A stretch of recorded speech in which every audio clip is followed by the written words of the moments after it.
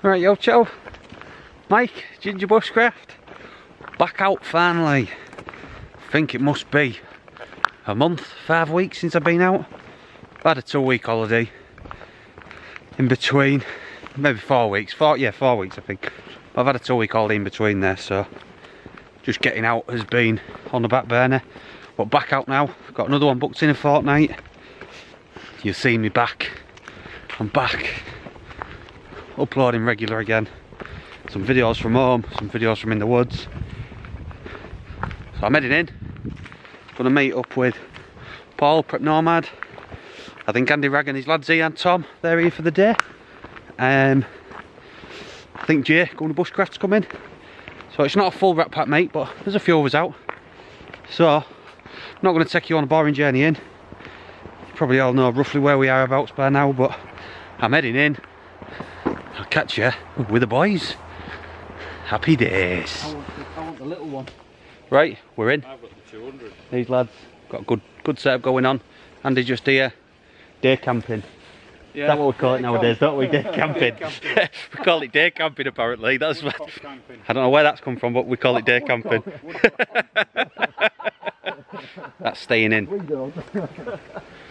There's Dave's set up. Paul's set up. Andy's day camp set up. Tom's over there on the old dog somewhere. You can't get these kids off the technology, can you? So I'm going to get my set up somewhere between that big tree and that tree over there. So I'm not going to put you on the stand and record you setting up because you've seen that a million times. I know it's been a while, like, but I'll bring you back and show you afterwards. Right, the day campers are leaving. Hey, easy. Woodcocks are leaving. Right, and oh, that's a right insult, that. Calling me woodcock. Get you sorted out. Alright, mate, cool. Nice to see Tom, you. I think Dave and Paul, they're heading on a beer run because they brought half a can each to share for the night, so, and that's gone.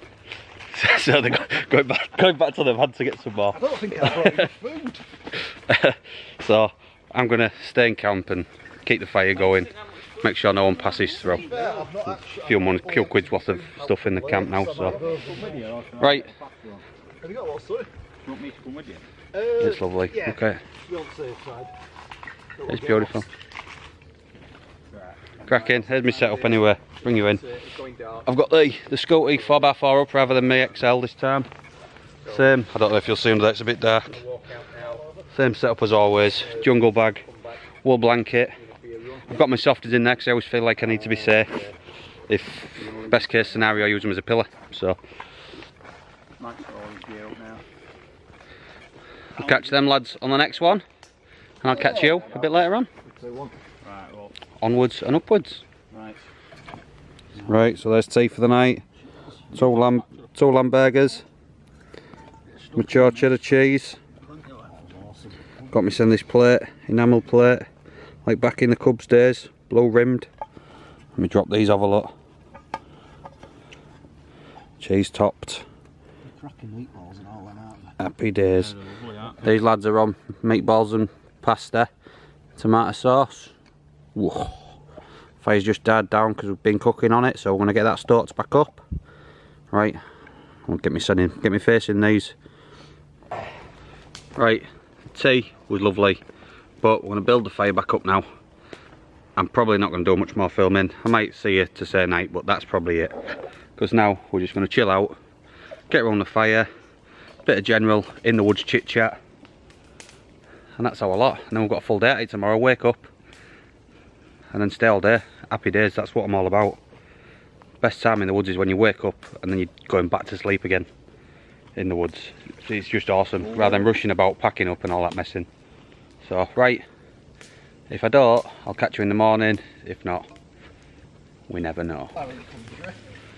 Morning, we've been up a couple of hours now. Had some breakfast and I just forgot to film everything. Did some bacon butties. Been back to my car, moved my car a little bit. Paul's doing a bit of axe throwing over there. I wish I'd have got that on video. Oh, it's stuck and all. Dave's had some spicy spam. He said to me, it's just like a tikka masala. More like a fucking madras. it's going to burn twice, we'll say that anyway. So Jay's on his way, so Jay's heading down here, so I'll take you on through the setups. I'll just go over the sheath and the knife again, what I did last night, just quickly, just because I don't know if it came out nicely in the, because the weather was, the light was just starting to turn a little bit. So I'll show you that again. It's soon be beer o'clock, which is nice to wake up in the woods, have breakfast, get yourself sorted. It's getting on for dinner time, so I'm gonna have a couple of slow beers, just steady away, just to ease the quench. But yeah, I don't in theory mind the imins, but I mean my first one, I think I said an imin or a VR, and I didn't get a VR, so I was a bit quite well. Come here. Because I had one prize for an imin. I think I had a fire steel one shot for imin, or a knife, an optional knife of a VR, and I thought I'll like so the best. No, the VR the number that I draw. Well, that's me. I didn't get any, so I just put them both in for the imin. I said, well, I'll just put them both in on that prize then. Second shot. I think last one I had like questions I asked them, but then I think I just said 2 points if you do a VR, 2 entries, and 1 if you don't. And Dale did me a VR, so he got 2. Third shot. Third shot. Second shot ricochet. Third shot. Get off. Okay.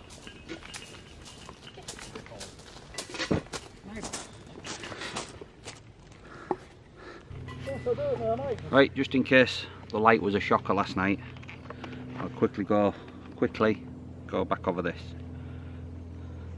So this was the knife I extremely kindly got gifted. It's 01 tool steel, poison wood handles, black and white liners with, oh, this is just an awesome design. Look at the file work on the back of that, and then he's dyed using, I think he used tattoo ink, dyed his epoxy black to fill in around the file work. Stunning. Tapman Outdoors, stunning mate, appreciate it. D54, I think, I don't know if you can pick it up on there, but there's D54 printed on it. I'm pretty sure the story goes it was his naval ship of his granddad, I think. I'm pretty sure that's what it was. This is number 8 knife, so awesome. Massive big thanks mate, really appreciate that. And like I said last night, it deserved and warranted a top leather sheath. So from Mr. Undercover Leather, Andy Sparks, we've got a lot fully tooled. There's his logo, look.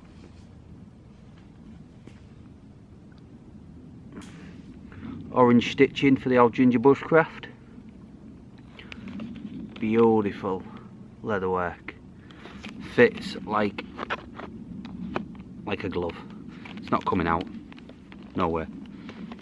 The dangler is splendid. All top class gear. Getting bellowed here by a bit of smoke, but it's alright. Just look at it. And look at that ring. Lovely bit of movement. So Andy, absolute big up. Really appreciate that. So go see them too. Have a look at what they're doing. If you're looking to get a knife, go see Tapman. Why not? If you're looking to get some leather done, go see Mr. Sparks, because in my opinion there ain't many for hardy, usable leather pieces. There's nobody better. So big appreciation. I've cut myself a bit of green hazel. I'm gonna have a little bit of, got a spoon. I've never done it before. It's probably not straight enough. It's probably not the right wood, but hey ho, we'll have a go. I might borrow Dave's axe, do bit of quick axe down on shape, and then go from there. Bring it back. Right, so this is where I got, just borrowing the axe. It's got a bit of a curly handle.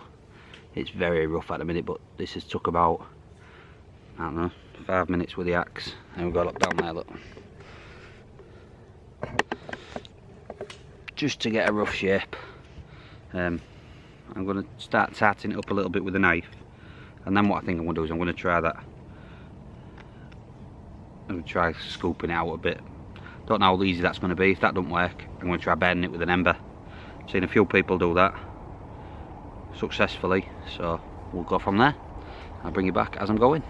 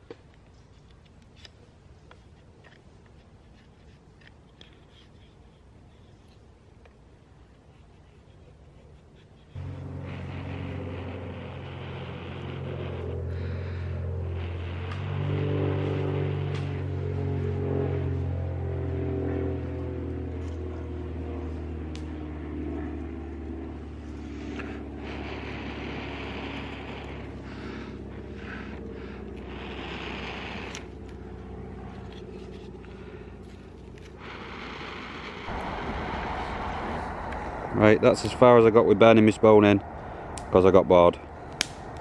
So we'll put it to one side. I might pick it up again later, but I think I've got a general shape-ish of a spoon. So that's there.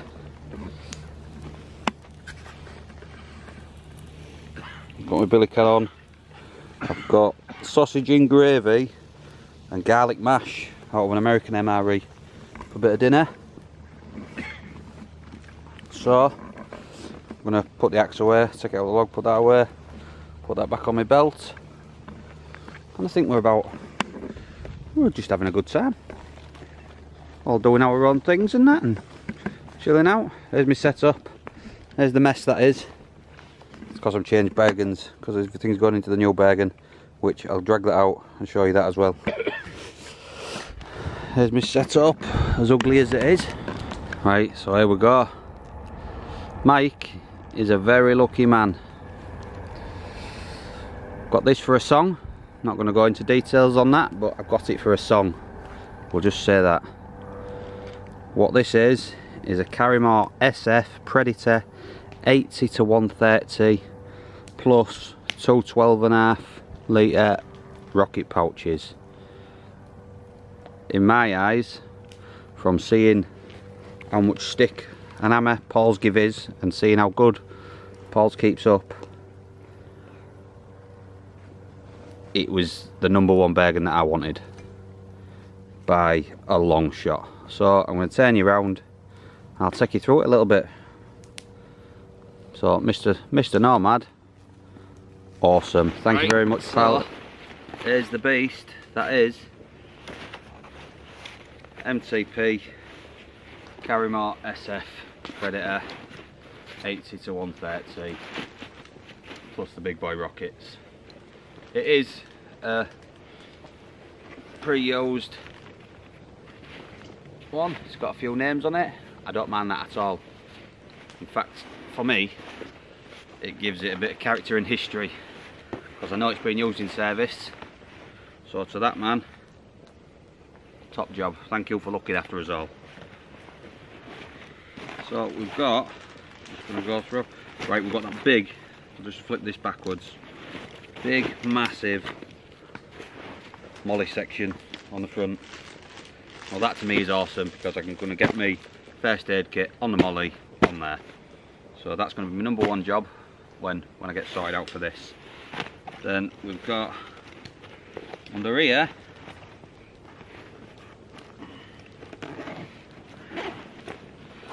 a really big, you can divide it off with the drawstring, think that's like meant to be for your sleeping bag. So if I can use that as a stuff sack for my in winter for my Arctic bag, I'll do that, because in fact I'll probably stuff it in from the top pocket and then just do this up inside. So that for me is quality. There is straps and singe points all over these bags. If you want to see a proper view, first look, right good, go to Paul's channel, because he's done a really good few videos on the bag. So go see that and you'll get a really good overlook on it. Big, another mole section on the top lid. Another pocket inside here. Another pocket, as virtually most bergens do, on top, but this one's got a Velcro divider in, which is nice. Then we've got the really big, massive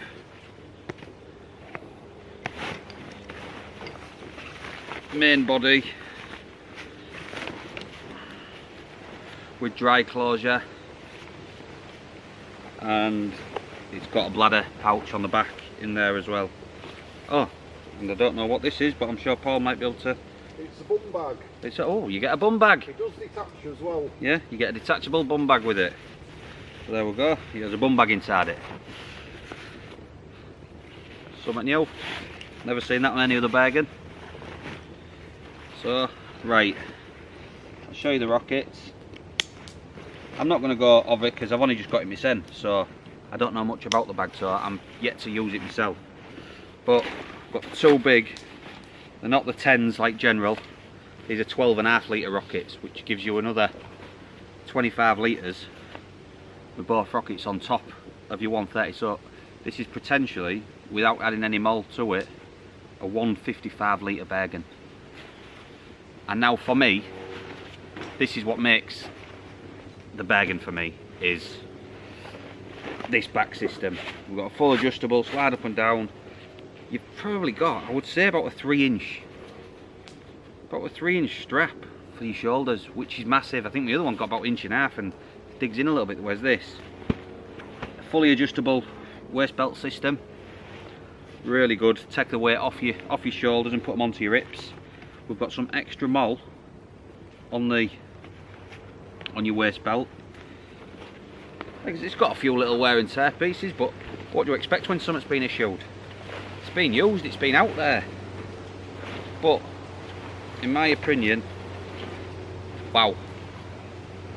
Can't wait to switch over to this, use this, and then, oh, how it goes from, there we go, look down there, just undo these two, and this is your 80 to 130 here. You get one of these big zips right down both sides, and then when you zip that down, that comes out, and that's what gives you your extra. Both sides, it's a colossal bag. So count myself lucky, because like I say, I got it for a song. Massive big shout to Paul, massive thank you. Right, you're going to see this on many a camp. I'll catch you in a bit, because my food looks like it's probably bubbling right away. I know people say there's a time and a place for rat packs.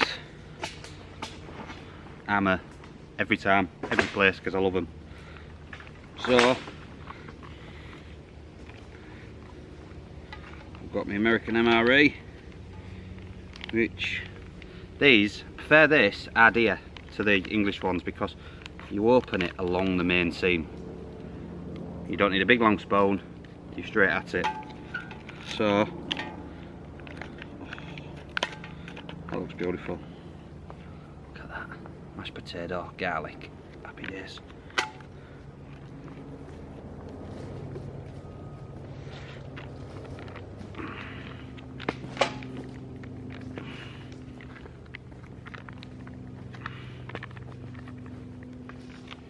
This one's a bit different. I'm going to open it with a knife, it's easier. After bigging the other one up, you've let me write down America.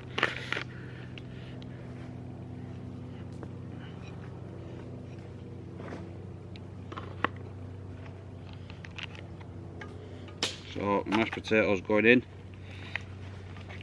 Straight in my plate, no messing.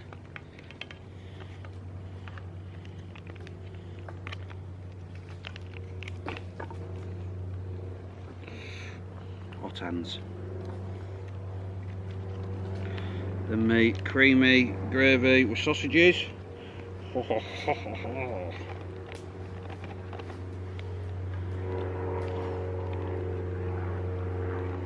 The time and the place is here and now. Ooh, happy days. Right, I'm going to get this down my neck. I'll bring you back in a bit. Right, that's how nice it was. That's a clean and empty bowl. A bit of crusty bread with it. It was lovely. I'm going to wash. Do a bit of washing up now. Get my gear cleaned up.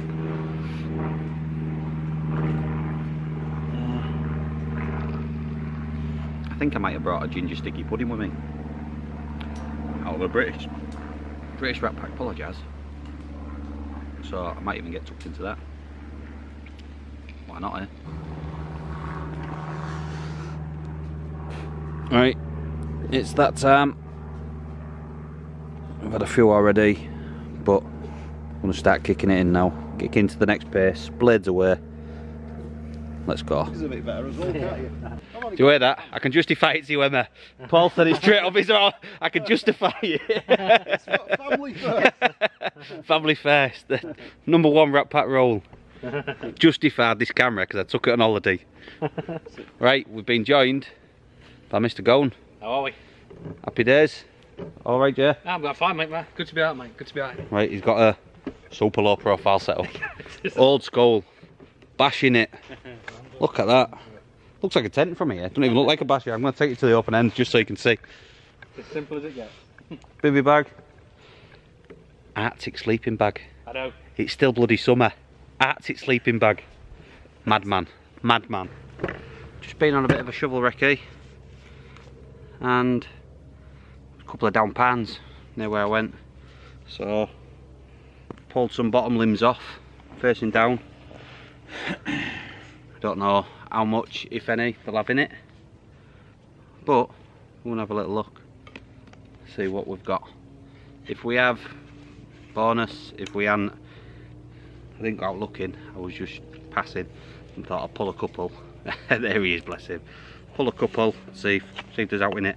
Photo bomb. Video bomb. We always smiling on camp. Just John North Bushcraft. Just gonna tidy a couple of these ends up and I'll bring you back. Right, so straight away, first piece I've messed about with. I don't know whether you can see that pink coming through, but I can certainly smell that turpentine. And that is out of a rotten tree. Still rooted in. I can, when I'm knocking against the branches, if it's still solid, even though the tree's rotten, I'm generally saying there's fat wood there. That's my general rule of thumb. So I'm going to harvest a few more of these up, see what we've got, and I'll bring you back for the finished article. Right, 2 minutes foraging, 2 minutes just shaping up, and that there, if you was in a dire straits with the dry wood, and believe me, that's dry, and that fat wood there, there's a guaranteed fire every time. Now this piece here don't even, I mean, it's got a bit of pink in it, but it doesn't look like much, to be fair, but the aroma out of that one is killer. Now that is a different kettle of fish altogether. If I can get that one in, that red stuff there, that's premium. You don't buy that off eBay. That's premium. Go out yourself, harvest it, find a fallen pan or a pan with broken bottom limbs, and that there, that's as rich as what you'll get. It's crystallised, it's bright red. There's no need to go pay £4 for 3 matchsticks off eBay. It's a ridiculous thing to have to buy with a natural resource. So there you go. 2 minutes foraging. Not even 2 minutes axe work just to get it out. So there you go. Tip of the day. Don't go spending money you don't need to, because it's in all your woods. Right. Put some lamb fillets on. I've just butterflied them a little bit just to, whoa, that'll come out of focus, didn't it? Just butterflied them a little bit just to cook them a little bit quicker. But they'll be buttered up and be beautiful. 1 minute. Oh. Right. I wanted 1,500 quid for it, yeah. I thought more than that. Mince of the lamb. It is worth a lot more than that, to be honest. But Cheesy butters, bit of cheese inside. I'm getting that down my neck. My friend David Sourbuts knows how to get and keep and sustain a fire going, whether it be with a lighter, with some matches, with a fire steel. That fire is, pardon my French, but fucking awesome. That is bushcraft. Buy your reviews by Ginger Bushcraft. It is proper. It's like, There you go. Right, as you can see, the fire's burning out. The beer's about burnt out. The lads are getting burnt out. Dave's already burnt out. He's snoring his head off. I'm on my last can. I think there's only one thing for it, and that's head to the hammock, because there's no rat pack punch on this camp. Steve, bring back Steve. Steve, we'll see you on the next one. Punch is going to be rife. I tell you what, I wish I had a big shit ass steak to stick on that now, because that is cooking awesome. That's a big bag of charcoal there. Can't pay for that shit. Right, catch you in the morrow. Morning. Oh, lovely night's sleep. Temperature was just outrageous. I just kicked everything off and just laid on top of it all. It was absolutely cracking. I apologise. We get up, have some breakfast. Everyone's just about dragging themselves out their hammocks, and Jay off his airbed. But yeah, not hanging around ridiculous this morning. I'm gonna get up, have a bit of a breakfast, and then I think I'm gonna start wrapping up straight away. So, right, I'll bring you back for something to eat, or when I'm wrapping up. Right, so camp's awake. Everyone's out the pits. Dave's on the boil.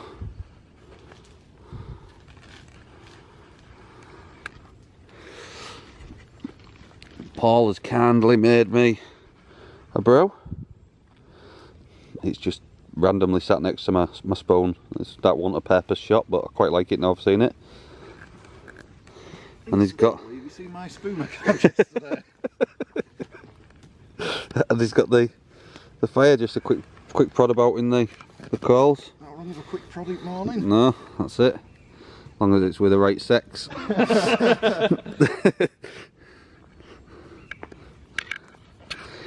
Bit of spoon action. Right, everyone's heavily on with getting wrapped up now. I've still just got my tarp off, my hammock up into the skin, and then down here, because I'm going into another bag, a new bergen, just sorting out so everything can go in right. So I've got fold bag, sort of. There's a stove down there, toilet paper, wipes, paracord, a couple of knives, my saw, first aid, head torch, toys, catapults and things like that, sleep kit, wool blanket, some like hoodie and coat and stuff, camera kit, table, so for fire steel. I'll just take you in a bit. There we go, look. knife strap, fire kit. It's all going into that one now.